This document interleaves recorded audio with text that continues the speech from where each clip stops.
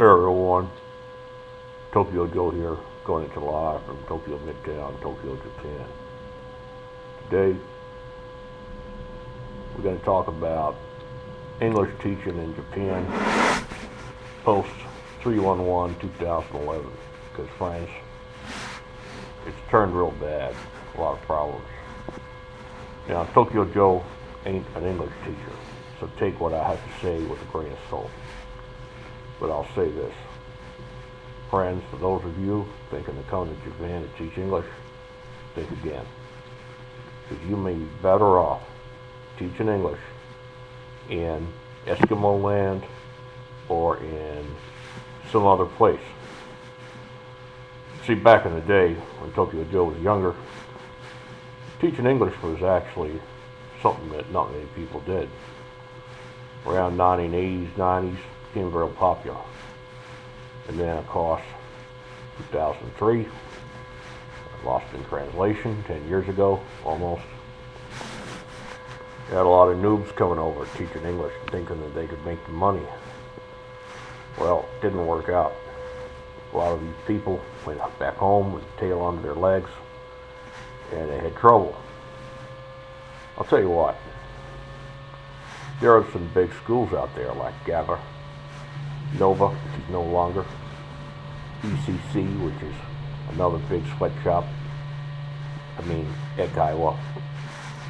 They ain't sweatshops. They're just places you cannot expect to rise to the top and make millions of dollars. Ain't gonna happen. You will be a worker ant. That's the deal. You sign up for it. I don't know how upfront they are. Maybe they'll tell you this, but I'm telling you, I see the English teachers all around town. These people are sad. They got shoes with holes in them. They got pants that are too small or too big. They got looks in their eyes like they've lost hope. And I talk to them. I see them around on a Friday night. And they really hate their jobs. I ask them, what's happening? You teaching English?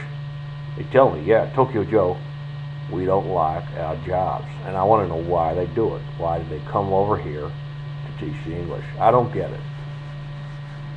So I'll tell you something.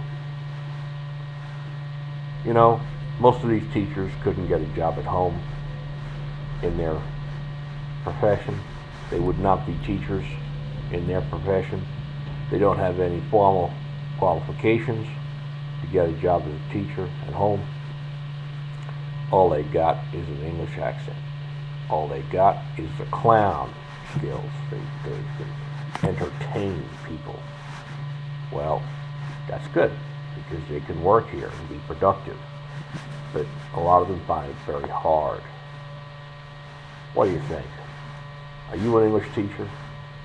What do you think of this? You work for GABA or ECC or a small school like Shane or one of the other schools out there like, what's the other one that I see a lot? There's so many out there, right? In fact, I'll tell you something. Anyone who can fog a mirror and anyone who can do a BA degree, that's anyone. Your grandma can do it. I tell you what, get your grandma down to your local college back home, stateside, get her to sign a loan application. If she can fog a mirror, she can get a BA. She can get a BA. She can go over here to Japan and start teaching the English. It's that simple. So, let's talk about it. Japan has 128 million people, roughly speaking. 127, 128 million people. About 2.5 million of them are foreigners. About, I'm guessing 50% of those people who are foreigners can speak some kind of English, and I think probably closer to 5-10% are native speakers. So it's a lot of people. And These people are your competitors. They're going to be teaching English and undercutting you and taking your money. If you want a career, think about it, because maybe there ain't enough work to go around. I'll tell you something.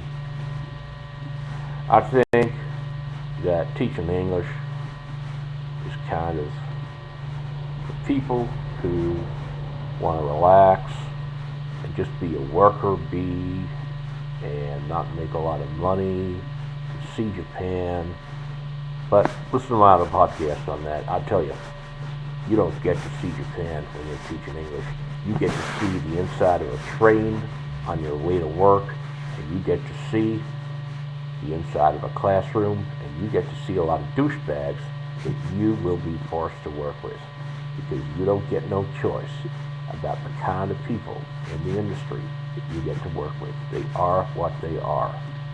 And a lot of them couldn't do anything at home. They can fog a mirror, they can sign a loan application, and they can get an arts degree. Okay, fine. So what? So can my grandma. Well, she's dead, but so can your grandma. All right? That's a problem. That's a big problem. I'll tell you what. I think if you're a person with a brain on your head, you are much better off getting a real career at home, spending 5 to 10 years doing it, then come over to Japan with some money in your pocket and live in Japan. And you can go out every single day and every single night, and you can see the English teachers working hard on their way to lessons, wearing a time suit in the hot weather, getting crammed into trains on peak hour, getting told what to do by their bosses at ECC and Gabber and the other sweatshops.